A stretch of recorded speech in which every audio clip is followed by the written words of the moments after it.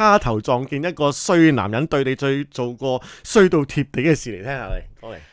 聖誕節咯，你呢啲叫乜大時大節實記得㗎啦。係聖誕節約咗我睇戲之後咧，就甩咗底喎。嗯，我仲要係買晒飛等佢。嗯12月25號。係。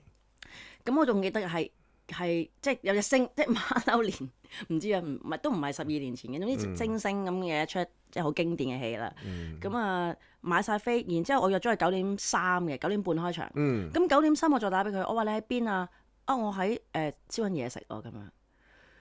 咁佢好似忘記咗我同佢嘅約會咁樣。咁我哎呀係喎，唔記得咗過嚟添咁樣。咁跟住我嗰一刻其實我已經非常之嬲啦。咁跟住但我仲好忍耐咁樣。不如咁啊，我睇下我轉唔轉到再夜啲飛啊？我睇下因為聖誕節咧通常都有好夜嘅場次噶嘛。咁我話我睇下有冇換唔換到飛，我換到我 call 你咁樣。咁我真係換到喎，我死翳咁樣咧換到張飛。跟住我就話你嚟啊，我喺度等你啊。最終佢10:04個字先至嚟到我約嘅見面嘅地方。然之後我見到佢84蚊啊2張飛咁樣，咁佢俾咗84蚊我。然之後我就將2張飛俾咗佢。然之後你自己睇啊，我走。但係呢啲咪叫真女人咯，係咪啊？你應承我嚟，你一定要嚟，但係嚟咗個時間唔代表我要陪你睇翻，係咪先？唉，我已經為咗佢做咗好多嘢啦。好啦，咁我走啦。咁佢開始突然嬲啊！死跟住我喎，係咪先？冇嘢係死跟住我喎。佢唔憤氣啊嘛，俾完84蚊之後，仲要受你一氣。係啊，跟住佢仲話：喂，我買聖誕禮物俾你喎，乜，我買跟住我都唔睬佢。咁當然嗰晚亦都係有即係傾翻成件事啦。咁我嗰晚之後咧，我就飛咗佢啦。其實咁佢個解釋係點解佢約咗你睇戲，但係居然仲燒緊嘢食咧？佢解釋唔到。OK， 即係其實可能佢話有啲佢唔記得咗，瞞住你咧，可能有啲嘢。咦？你真係覺得係㗎？哎呀，其實我冇諗到呢一點啊！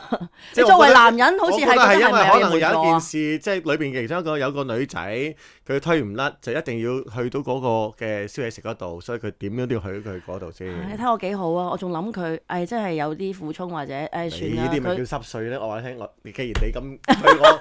係嘛？肝膽相照，我不妨將我自己親身慘痛經歷同你講一次。你又係Christmas 啊，我又係 Christmas。咩事咧？我 Christmas 咧就係收到我當陣時嘅女朋友嘅一張 Christmas card。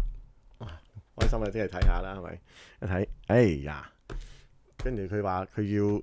即係其實件事點解應該件事唔係發生喺我攞聖誕卡嗰一剎那嘅，其實係發生喺我攞聖誕卡之前嗰2個禮拜啦，已經係咁我就已經係打鑼打鼓都揾唔到佢，即係消失咗，即係簡直係阿黃真真嘅電影《消失的愛人》啊，突然間消失咗，佢冇去到銅鑼灣書局喎嚇，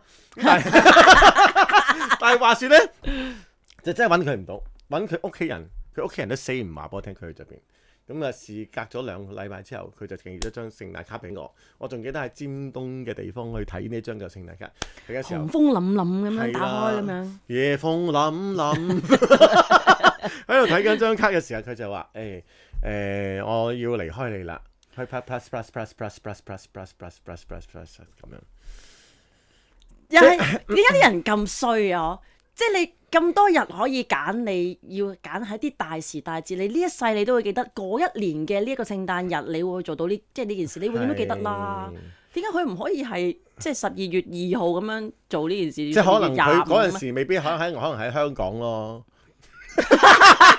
所以有時差咯，唯有覺得係咁咯。不過冇所謂，我而家講呢啲嘢，我笑住嚟講嘅，因為即係都我仲有憤怒係咪？即係仲 care 啊？係有少少。我而家可以笑住嚟講冇乜所謂，我仲呢個仲係我最近即係呢啲 ex-girlfriend 都係我而家嘅朋友嚟嘅，所以我都冇嬲佢，我哋都一樣有見面食飯傾偈。你好咯，我覺得如果係咁，我好憎恨男人喎。係咩？